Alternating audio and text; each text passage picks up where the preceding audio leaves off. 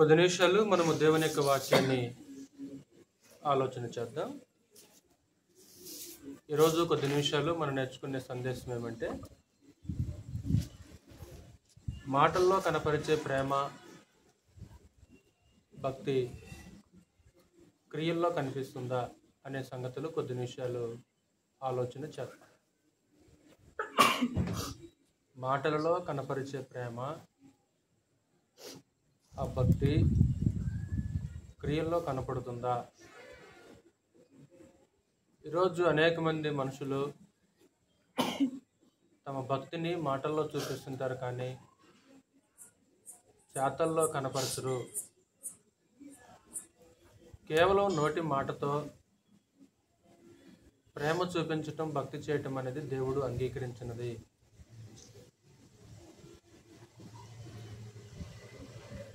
మన ప్రేమ అనేది,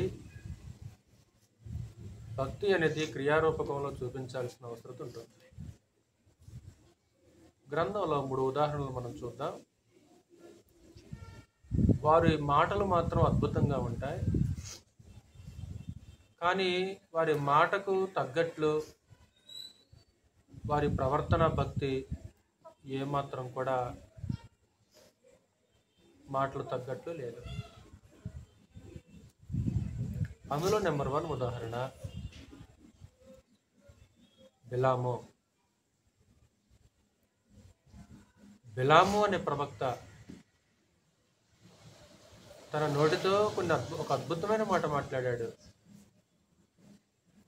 అతని నోటి మాటకి చేతలకి ఏమాత్రం కూడా సంబంధం. మాటలు వేరు, చేతలు వేరు. మాటలు చెప్పటం అందరూ చెప్తుంటారు, కానీ చేతల దగ్గరకు వచ్చేసరికి తేలిపోతుంటారు. బిలాము అనే ప్రవక్త మీకు తెలుసు. ఇశ్రాయేలీలు ఐగుప్తు దేశం నుంచి విమోచించబడిన తర్వాత ప్రయాణం చేసుకుంటూ ఎదోము యొక్క రాజమార్గాన్ని దాటుకుంటూ, వాస్తవానికి ఎదోము రాజు అనుమతించలా. ఎదోమీలు ఇశ్రాయేల్ యొక్క సహోదరులు. నీ సహోదరుడు కష్టకాలంలో ఉన్నాడు, ఇలా బానిసలుగా ఉన్నాము, విమోచించబడ్డామని ఎదోము రాజు దగ్గరికి వర్తమానం పంపిస్తాడు మోషే. మేము రాజమార్గంలోనే వెళ్తాం, మీ బావుల నీళ్లు త్రాగము, మీ యొక్క ఫలవృక్షముల యొక్క ఫలములు మేము తిన్నాం. ఒకవేళ మేము తిన్నా త్రాగినా వాటికి రోకలించుకుంటాం. దానికి ఎదోము రాజు ఏమాత్రం కూడా ఒప్పుకోలా. కుదరదు అని యుద్ధానికి బయలుదేరాడు. ఎవరు? సహోదరు పిల్లలు, ఏశావు పిల్లలు. వాళ్ళు వీళ్ళెవరు? యాకోబు పిల్లలు. సహోదర ప్రేమ లేని వాళ్ళు, సహోదరు యొక్క బాంధవ్యం తెలియని వాళ్ళు. అప్పుడు మరొక మార్గం గుండా వారు ప్రయాణం చేసుకుంటూ మోయాబు మైదానం దగ్గరకు వాళ్ళు వస్తారు. ఆ కాలంలో మోయాబు దేశాన్ని సిప్పోర కుమారుడైన బాలాకు పరిపాలన చేస్తుంటాడు. ఇశ్రాయేలు యొక్క జనసమూహాన్ని చూసి ఆ మనిషి భయపడిపోతాడు. వారి పెద్దలతో ఏమంటాడు? ఎద్దు బీటి పచ్చిక నాకివేయినట్లు ఈ జనసమూహం ఉన్నారు,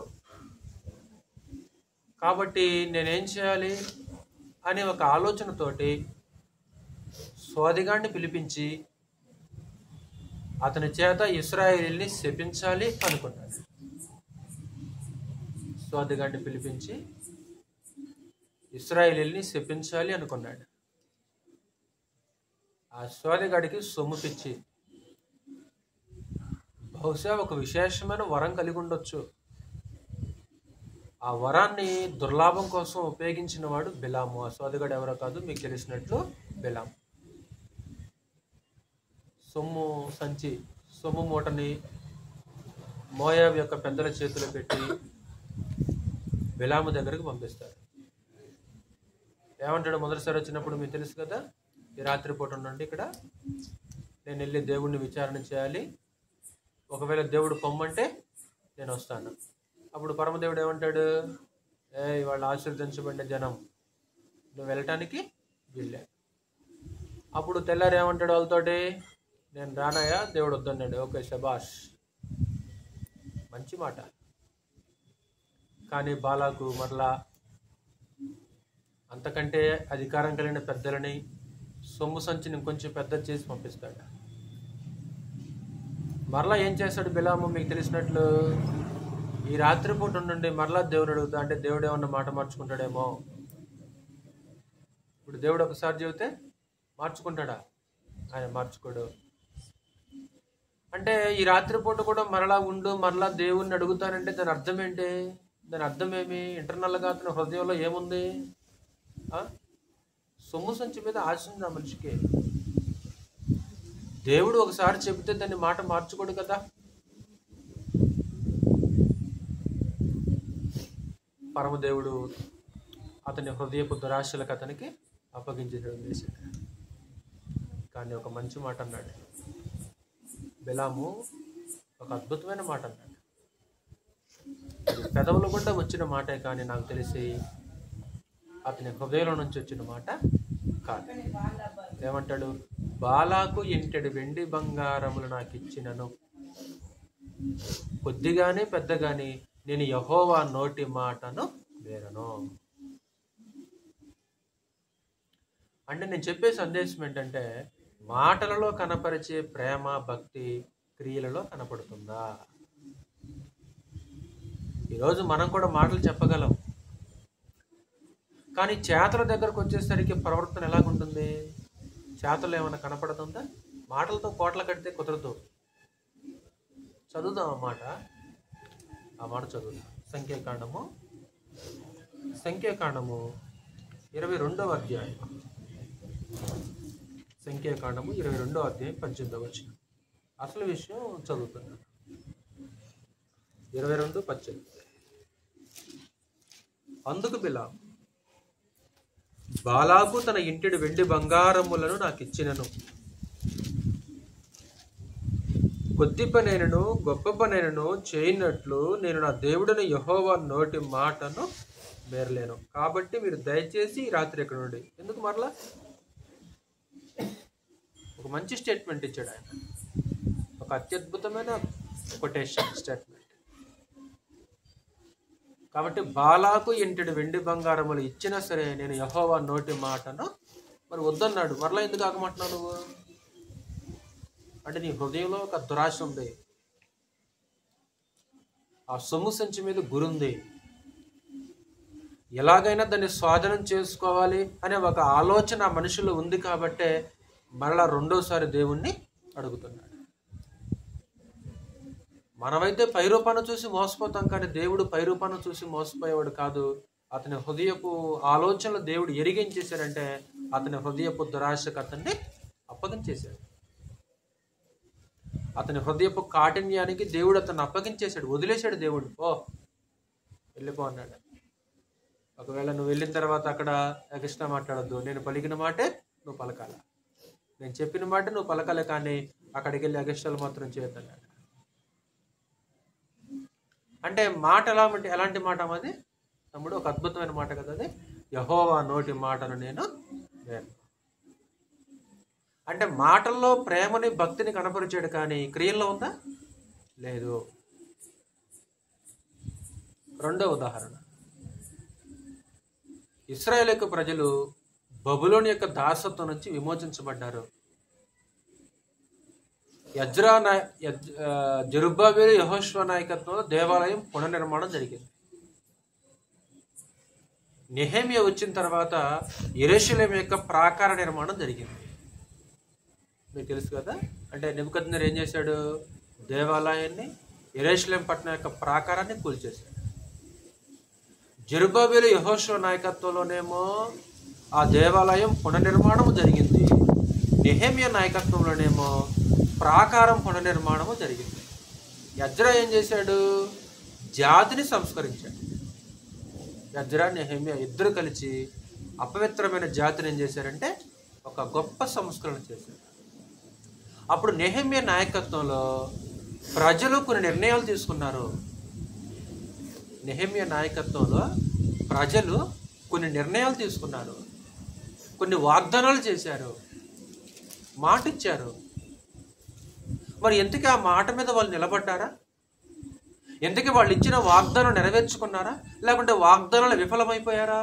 అంటే వాళ్ళు మాటల్లో కనపరిచిన ఆ ప్రేమ, ఆ విశ్వాసం అనేది కాలక్రమంలో చెర నుంచి విమోచించబడిన ఇశ్రాయేలీయులు కూడా ఏమాత్రం కూడా క్రియల్లో కనపరచలేకపోయారు. ఒక మాట చదువుదాం.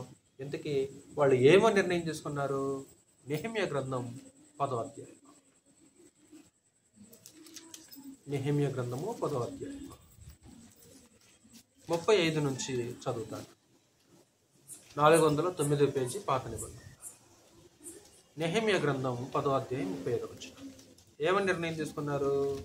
మరియు మా భూమి యొక్క ప్రథమ ఫలములను, సకల వృక్షముల ప్రథమ ఫలములను ప్రతి సంవత్సరము ప్రభు మందిరమునకు మేము తీసుకుని వచ్చినట్లుగా నిర్ణయించుకుంటేమే. ఏమని నిర్ణయించుకున్నారు? సకల ఫలముల ప్రథమ ఫలాలు మేము తీసుకుని వస్తాం. మంచి నిర్ణయం, శభాష్. మా కుమారులో జ్యేష్ఠ పుత్రులు, మా పశువుల్లో తొలిచూలును ధర్మశాస్త్ర గ్రంథమందు వ్రాయబడినట్టు మా మందరలో తొలిచూలును మన దేవుని మందిరములో సేవ చేయ యాజకుల యొద్దకు మేము తీసుకుని వచ్చినట్లుగా నిర్ణయించుకున్నాం. ఇదిగాక మా పిండిలో ప్రథమ ఫలము, ప్రతిష్టార్పణలు, ఇంకా సకల విధమైన వృక్షముల ఫలములు, ద్రాక్షారసము, నూనె మొదలైన వాటిని మా దేవుని మందిరపు గదుల్లోనికి యాజకుల యొద్దకు తెచ్చినట్లుగా మా భూమి పంటలో 10వ వంతును లేవీల యొద్దకు తీసుకొని వచ్చినట్లుగా ప్రతి పట్టణములోనున్న మా పంటలో 10వ వంతును ఆ లేవీలకు ఇచ్చినట్లుగా నిర్ణయించుకుంటేమే. అంటే ఒక గొప్ప తీర్మానాలు చేస్తున్నారు తమ్ముడు వాళ్ళు. ఒక గొప్ప నిర్ణయాలు వాళ్ళు తీసుకున్నారు. నిర్ణయాలకి ఒప్పుకోవచ్చు. కాబట్టి మా వృక్ష ఫలములో కానీ, మా భూఫలములో కానీ అన్నిటిలో 10వ వంతు ఏం చేస్తామన్నమాట? మేము లేవీల యొద్దకు తీసుకుని వస్తామని మేము నిర్ణయించుకున్నాం. మరి ఎంతకీ నిర్ణయాలు నిలబడ్డావా నువ్వు? ఈరోజు మనం కూడా వాక్యం వినగానే ఆ ఉద్రేకంతో, అత్యుత్సాహంతో ఏం చేస్తుంటామంటే నిర్ణయాలు తీసుకుంటాం. మనం కూడా నిర్ణయాలు తీసుకోవడం సులువు, మాట ఇవ్వటం సులువేమో, కానీ దాని మీద నిలబడటం అనేది చాలా ప్రాముఖ్యమైనది. ఆత్మీయంగా ఈరోజు మనం కూడా ఎన్నిసార్లు నిర్ణయం తీసుకున్నాము, ఆత్మీయంగా ఎన్నిసార్లు మనము మాట ఇచ్చాము, ఎన్నిసార్లు మనము నిలబడ్డాము ఏమో. అంటే నేను చెప్పే సందేశం ఏంటంటే, మాటలలో కనపరిచే ఆ ప్రేమ క్రియలలో కనపడుతుందా? ఒక గొప్ప తీర్మానం, ఒక గొప్ప నిర్ణయం. మేము లేవీలకు తీసుకొని వస్తాం. జాతిని సంస్కరించి మాదియా పారసిక రాజును దర్శించడానికి నెహెమ్యా తిరిగి ఆ పారసిక ప్రాంతం వెళ్తాడు, బబులోను ప్రాంతం వెళ్తాడు. ఎప్పుడైతే నెహెమ్యా యెరూషలేం పట్టణంలో లేడో, తర్వాత ప్రజల యొక్క నిర్ణయాల్లో మార్పు వచ్చేసింది. లేవీలు ఏం చేశారంటే, లేవీలు సేవ చేయకుండా పొలం పనులకు వెళ్ళారంటవా? ఎందుకని? లేవీలు దేవుని మందిరంలో సేవ చేయకుండా పొలం పనులకు వెళ్ళిపోయి పొలం చేసుకుంటారు. నెహెమ్యా తిరిగి వచ్చేసరికి పరిస్థితి అంతా తారుమారైంది. అతను ఉన్నప్పుడేమో ప్రజలందరూ గొప్ప గొప్పగా మాటలు ఇచ్చారు, నిర్ణయాలు తీసుకున్నారు. కానీ తిరిగి వచ్చేసరికి మాత్రం అంతా తారుమారైపోయింది. అసలు లేవీలు దేవుని మందిరం లేకుండా పొలంలో పనులు చేసుకుంటున్నారు. ఏంటి కారణం? ఏంటి అంటే లేవీలకు రావలసిన పాళ్ళు రాట్లా. మరి 10వ అధ్యాయులు ఏం చేశావు? మాట ఇచ్చా. 12వ అధ్యాయులకు 13వ అధ్యాయులకు వచ్చేసరికి మాట తప్పేశావు. కొద్ది కాలంలోనే వాళ్ళు ఏం చేశారంటే, వాళ్ళ నిర్ణయాల్లో వాళ్ళు నిలబడలేదు. మనం కూడా ఎన్నిసార్లు మాట తప్పామో,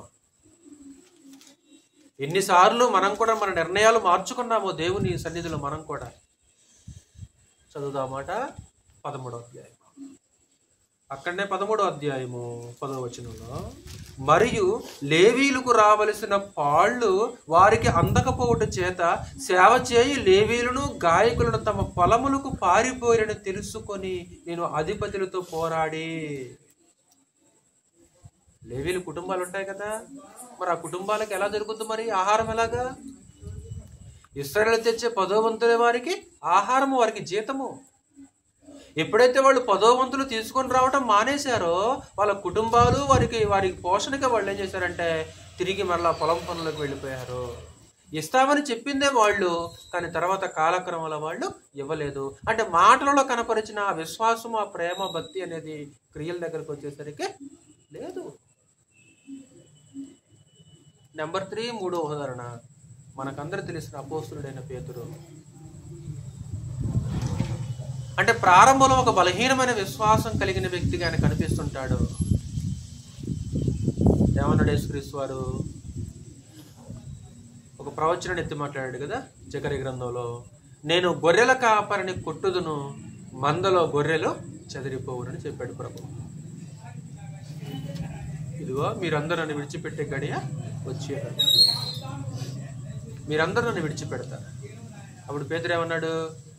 ప్రభువా, అందరూ విడిచిపెట్టినా సరే నేను మాత్రము నిన్ను విడిచిపెట్టను. ఏం పేతురు, నిజంగా నన్ను విడిచిపెట్టవా? అవును ప్రభు, నేను విడిచిపెట్టను. ఏమన్నాడు? నువ్వు నన్ను ఎరగవని ముమ్మారు చెప్పు వరకు కోడి. ఆయన ఎంత పల్లగుద్ది చెప్పాడు తెలుసా మాట? నేను నిన్ను ఎరగను అన్న ప్రభువా, నేను నీ వెంటే వస్తా. బల్లగుద్ది చెప్పాడు ఆ మాట, నిలబడ్డాడు ఆ మాట మీద. అంటే పేతురుని నేను విమర్శించట్లేదు, ప్రారంభంలో ఆయనకున్న ఒక బలహీనమైన విశ్వాసం. చదువుదాం మాటలు, మార్కు సువార్త 14. మార్కు సువార్త 14, 26 నుంచి 31 వచ్చింది. అంతటా వారు కీర్తన పాడి ఒలీవ కొండకు వెళ్ళిరి.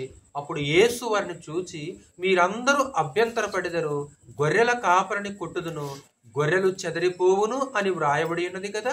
అయితే నేను లేచిన తర్వాత మీకంటే ముందుగా గలిలలోనికి వెళ్ళేదనెను. అందుకు పేతురు, అందరూ అభ్యంతరపడినను నేను అభ్యంతరపడనని ఆయనతో చెప్పగా, యేసు అతను చూచి, నేటి రాత్రి కోడి 2 మారులు కోయక మునిపే నీవు నన్ను ఎరుగునని ముమ్మారు చెప్పేదమని నీతో నిశ్చయముగా చెప్పుచున్నానెను. అతడు మరీ ఖండితముగా, చూడండి ఆ మాట 31వ వచనంలో, అతడు మరీ ఖండితముగా, నేను నీతో కూడా చావవలసి వచ్చినను నిన్ను ఎరగనని చెప్పనెను. మరీ ఖండితముగా అంటే బల్లగుద్ది చెప్పినట్లు. ఏమన్నాడు? అవసరమైతే నీతో చావనని చేస్తాను, కానీ నేను మాత్రం నిన్ను ఎరగనని చెప్పను ప్రభా. నేను చెప్పను ప్రభా. అవసరమైతే నీతో పాటు నేను చస్తా, నీతో పాటు నేను మరణానికి వస్తా ప్రభా. ఎంత గొప్ప మాట! ఒకటేనాది, అట్లు వారందరనిరి. ఇంతకీ ఎంతమంది నిలబడ్డారు ప్రభువును బంధించినప్పుడు? ఎంతమంది నిలబడ్డారు ప్రభువును బంధించినప్పుడు? అంటే పేతురు క్రీస్తు ప్రభువు మీదన్న ప్రేమని, ఆ విశ్వాసాన్ని ప్రారంభంలో ఒక అద్భుతమైన మాటతో కనపరిచాడు. అమ్మా, ఎంత గొప్పగా మాట్లాడండి ఆయన. నేను నీతో చావరణ చేస్తాను, కానీ నేను మాత్రము నిన్ను ఎరగను. నేను అన్న ప్రభు అలాగా. మరి నిజమేనా? తర్వాత ఏమన్నాడు? ఎవరైనా అసలుకి నేను ఆయన ఎరగను. అమ్మాయి నువ్వేం చెప్తున్నావు అమ్మాయి? నేను ఎరగనమ్మా ఆయన గురించి. ఎలా చెప్పగలిగాడు పేతురు ఆ సమయంలో? నేను అసలు ఆయన ఎవరో నాకు తెలియదు, ఆయన ఎవరో నేను ఎరగను. తను చెప్పించుకుంటున్నాడు బొట్టు పెట్టుకొని. శ్రమ కారణం కావచ్చు. అంటే ఒకవేళ అదిగో ఆ మనిషి నాకు ఆయన తెలుసు అంటే ఇతను ఏం చేస్తాడు? ఇతను భయం అనమాట. ఇతను భయం అవుతుంది. ఈరోజు మనం కూడా ఇక్కడ కూర్చున్న మనం కూడా, దేవుని ఎరిగిన మనం కూడా, మన ప్రేమ, మన విశ్వాసం, మన భక్తి మాటల్లో కనపడుతుందా, క్రియల్లో కనపడుతుందా? ఎలా కనపడుతుంది మన ప్రేమ? కేవలం మాటలతోటే మనం కూడా కోట్ల కడుతున్నామా? చేతలు ఏమన్నా ఉన్నాయా? కాబట్టి బిలాములాగా మాట మాట్లాడుతున్నామా, లేకుంటే పేతురులాగానా, లేకుంటే ఇశ్రాయేలు యొక్క ప్రజల్లాగానా? అందుకే ఏమంటాడు? కేవలం మాటల్లో కనపరిచే విశ్వాసము అది నిర్జీవమైన విశ్వాసము. మాటల్లో కనపరిచే ఆ ప్రేమ, ఆ విశ్వాసం అనేది అది మృత స్థితికి సూచన. మృత స్థితికి సూచన అంటే క్రియలు లేకుండా కేవలం మాటల్లో చూపించేది అది మృత స్థితికి సూచన. ఏమన్నాడు యాకోబు? తన సహోదరుడికి ఆకలి అవుతుంది, ఆహారం ఇవ్వకుండా, చలువుతుంది, కప్పుకోవడానికి వస్త్రం ఇవ్వకుండా, చలి కాచుకో, ఆహారం తిను అని చెప్పిన ఎడల ఏమి ప్రయోజనము? ఆ విశ్వాసం అతను రక్షింపగలదా? అంటే మాటలు చెప్తున్నాడు ఏమని? ఆహారం తిను, లేకుంటే మెడిసిన్ వేసుకో, లేకుంటే చలేస్తుందా వస్త్రం కప్పుకో. తినపోయావా? లేకుంటే మెడిసిన్ వేసుకోపోయావా? లేకుంటే వస్త్రం కొనపోయావా? అట్టి విశ్వాసం అతను రక్షింపగలదా? ఆ విశ్వాసం వలన తనకి ఏమైనా ప్రయోజనం ఉందా? ప్రయోజనం లేదు. ఎందుకు? అతను తన విశ్వాసాన్ని ఏం చేశారంటే మాటల్లో చూపించాడే కానీ క్రియల్లో ఏమాత్రం కూడా చూపించలేకపోయాడు. ఈరోజు మన విశ్వాసం కూడా ఎక్కువ మంది విశ్వాసం ఈరోజు ఎలాగున్నాయంటే కేవలం మాటల్లోనే తప్ప క్రియల్లో కనపట్టలేదు.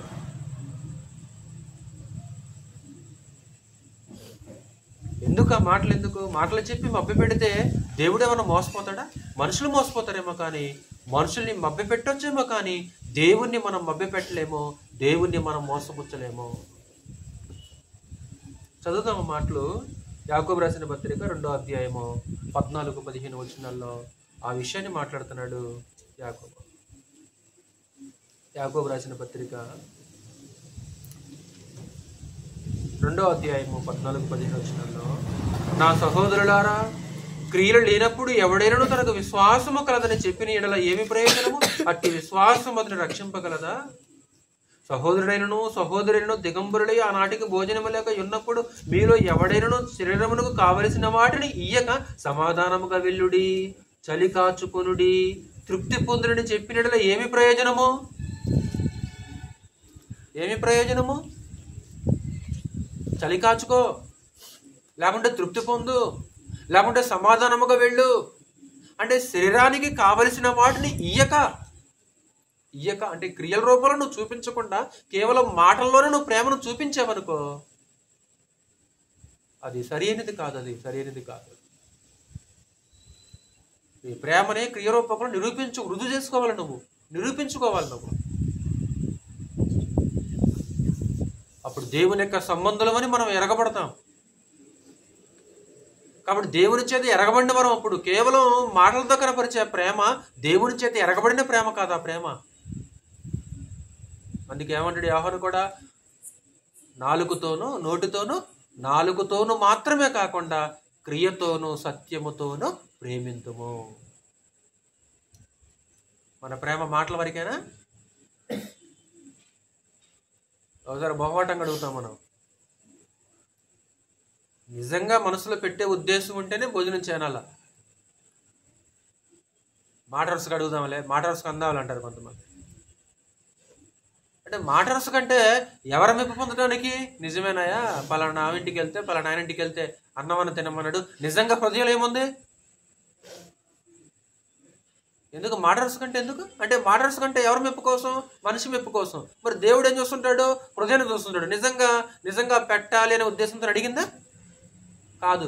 ఎవరు అనుకుంటే అడగకపోతే వద్దు. నిజంగా హృదయపూర్వకంగా పెట్టాలి అనే ఉద్దేశం ఉంటే చెప్పాలి. కేవలం మాటలు చూపిస్తే ఏమరుగుద్దు మనకి? ఈరోజు క్రీస్తు యేసు పట్ల, దేవుని పట్ల మనం చూపించే ఆ ప్రేమ విశ్వాసాలు కేవలం మాటలకే పరిమితమైనవా? కేవలం మాటలకే పరిమితమైనవా? క్రియల్లో కనపడుతున్నవా? చదువుదాం అన్నమాట కూడా. యోహాను రాసిన మొదటి పత్రిక 3వ అధ్యాయంలో ఆ విషయాన్ని మనకు జ్ఞాపకం చేస్తుంటాడు. యోహాను రాసిన మొదటి పత్రిక 3వ అధ్యాయం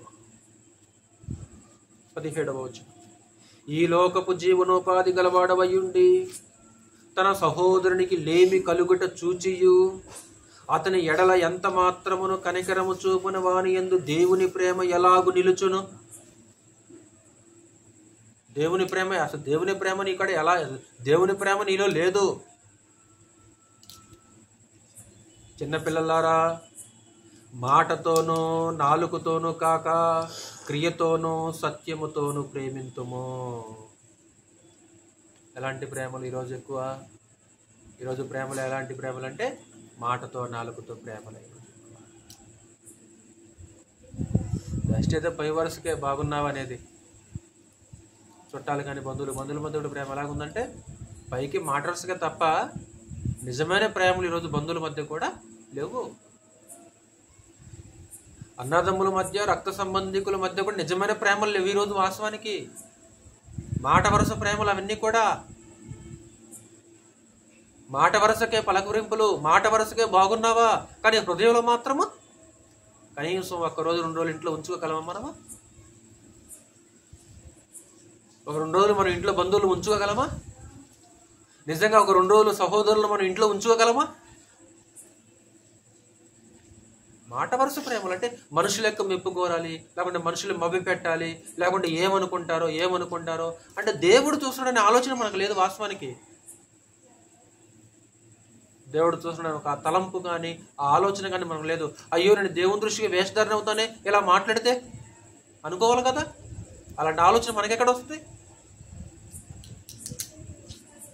మాటతోనూ నాలుగుతోనూ కాక క్రియతోనూ సత్యముతోనూ ప్రేమింతుము. నెక్స్ట్ కింద మాట ఏమన్నాడు?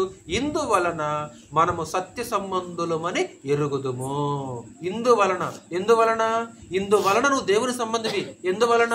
కేవలం మాటలతో కాకుండా క్రియతోటి ప్రేమించే నీవు దేవుని సంబంధివి. ఒకవేళ క్రియతో కాకుండా కేవలం మాటతోనే నువ్వు ప్రేమను చూపించావనుకో అది దేవుని సంబంధమైన ప్రేమ కాదు. ప్రేమ నిరూపించుకో, రుజువు చేయాలకు అవసరమైతే మనం ప్రేమని. దేవుడు ఆ ప్రేమను రుజువు చేశాడు వాస్తవానికి. రోమపత్రులో కూడా పౌలు మాట్లాడుతుంటాడు, మన ఎడలో ఉన్న ప్రేమను దేవుడు వెల్లడపరచను. ఎలాగా? తన కుమారుని క్రీస్తు యేసుని ఈ లోకానికి పంపి. దేవుడు మన పట్ల ఎంత ప్రేమ ఉందో ఆ ప్రేమను ఏం చేశారంటే రుజువుపరుచుకున్నాడు, నిరూపించుకున్నాడు. ఈరోజు మనము దేవుని పట్ల ఎంత ప్రేమ ఉందో ఆ ప్రేమను మనం కూడా ఏం చేయాలంటే రుజువుపరుచుకోవాలి. అవసరం వచ్చిన ప్రతిసారి కూడా నిరూపించుకోవాలి. అందుకే ప్రేమ ప్రత్యక్షపరచబడి అని మాట్లాడుతుంటాడు. 4వ అధ్యాయం చూడు ఒకసారి, అక్కడనే 8వ వచనంలో. దేవుడు ప్రేమ స్వరూపి, ప్రేమ లేనివాడు దేవుణ్ణి ఎరుగడు. మనము ఆయన ద్వారా జీవించినట్లు దేవుడు తన అద్వితీయ కుమారుని లోకములోనికి పంపెను. దీని వలన దేవుడు మన యందుంచిన ప్రేమ ప్రత్యక్షపరచబడెను. అరే నేను నిన్ను ప్రేమిస్తున్నాను తండ్రి. ఏంటి రుజువేంటి తండ్రి? ఇదిగో నా కుమారుని నీ కోసం బలి చేశాను పో. ఇదిగో నేను నిన్ను ప్రేమిస్తున్న నిరూపణ. ఇదిగో నేను నిరూపించాను నా ప్రేమ నీ పట్ల. నాకు ఎంత ప్రేమ ఉందో నేను నిరూపించి చూపించాను. కళ్ళారా చూపించాను నీకు, కన్నులారా చూపించాను నీకు. అది ప్రత్యక్షపరచబడిను. ఇప్పుడు దేవుని పట్ల ఎంత ప్రేమ ఉందో మాట లేకుంటే క్రియ? మాట క్రియ. క్రియలు ఎక్కడున్నాయి? క్రియలు ఎక్కడున్నాయి మనకి ఈరోజు?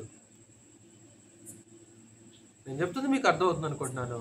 ఒకవేళ క్రియలు లేకపోతే అది నిర్జీవమైన విశ్వాసం అయ్యే అవకాశం ఉంది. బాప్తిస్మ ఇచ్చే యోహాను దగ్గర కూడా బాప్తిస్మ పొందడానికి కొంతమంది వచ్చారు. గుర్తొస్తుందా? సామాన్యులు వచ్చారు, కొంతమంది సుంకర్లు వచ్చారు, ఇంకెవరు వచ్చారు? సుంకర్ల మధ్య సైనికులు కూడా వచ్చేసారు. అయ్యా మేమేం చేయాలి? 2 అంగీలు గలవాడు ఏమి లేని వానికి ఇవ్వాలి. ఆహారం కూడా అలానే చేయాలి. ఒకవేళ నీకాడ ఆహారం ఉందా, లేనివాడికి క్రియ కనపడాలి. అక్కడ నీ దగ్గర పిక్చర్ చూపించాలి, ప్రేమ చూపించాలి. నువ్వు నోటితో కనపరిస్తే ఉపయోగం ఏంటి? దైవికమైన విషయాలు కూడా ఒకసారి ఏమంటే నేను అలా చేద్దాం అనుకున్నానన్నా, ఇలా చేద్దాం అనుకున్నాను నేను కూడా. అనుకుంటే ఉపయోగం ఏంటి? ఒకసారి చేద్దామన్నా నేను కూడా చేస్తానన్నా. మాట అంటాం సులువే. నేను అలా చేద్దాం అనుకున్నా దేవుని విషయమై, ఇలా చేద్దాం అనుకున్నా. నువ్వు అనుకున్నావు, ఏది నిరూపణ? ఏది నీ ఆలోచనలో ఉండిపోతే ఎలాగా? అది క్రియారూపకులో కనపడితే సంఘానికి మేలు జరుగుద్ది, దేవుడు కూడా మహిమపరచబడే అవకాశం ఉంటుంది అన్నమాట. కేవలం నోటి మాటతో కనపరిచే ప్రేమ దేవునికి అక్కర్లా. నువ్వు నేనే స్వీకరించు. దేవుడు ఎలా స్వీకరిస్తాడు? యెహెజ్కేలు గ్రంథం 33వ అధ్యాయం చదువు మాట ఒకసారి తమ్ముడు. యెహెజ్కేలు గ్రంథం 33వ అధ్యాయం. ఇశ్రాయేలు ప్రజల యొక్క ఆత్మీయస్థితి. బహుశా నేడు కూడా మనం ఇలాంటి ఆత్మీయస్థితిలో ఉంటామేమో. యెహెజ్కేలు గ్రంథం 33వ అధ్యాయము 31వ వచనం.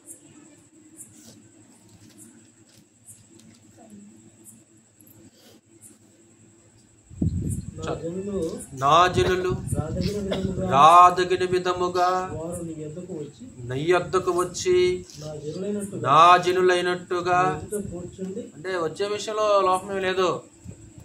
బాగానే రెడీ చేస్తారు, బాగానే భక్తిగా రావడానికి లోపం లేదు.